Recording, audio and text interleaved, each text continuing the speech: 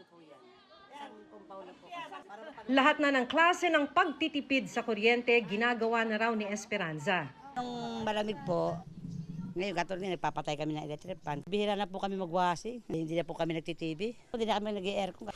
Pero kahit anong tipid, may pagtaas pa rin ang electric bill nitong Pebrero. 28 centavos per kilowatt hour ang dagdag singil ng Meralco ngayong buwan dahil sa pagmahal ng generation charge.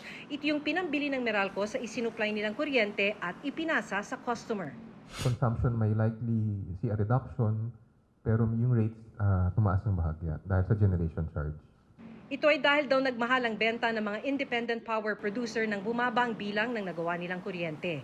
At ipinasa sa mga customer ang lugi sa paghina ng piso kontra sa dolyar mula sa mga power supply agreement o nakakontratang power supply.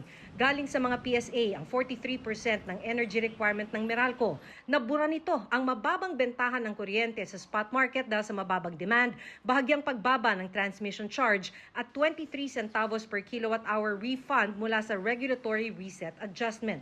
Especially for the old IPPs, yung mga napirmahan na kontrata noong 1990s, 97% of their cost is dollar denominated. So, dun pa lang, kahit walang galawan sa fuel price, tataas agad ng presyo dahil nag-depreciate yung peso.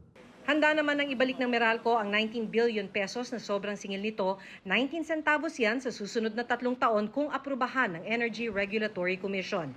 Sagad na ang ginagawang pagtitipid ng kuryente ni Esperanza, kaya kinakabahan na raw siya ngayong palapit na ang tag-init. Sana naman huwag masyadong mataas. Kung tataas naman siguro, makakakonti lang siguro. Para sa GMA Integrated News, Maki Pulido Nakatuto, 24 oras. So pagkaano na ng batang Quiapo, papatayin na.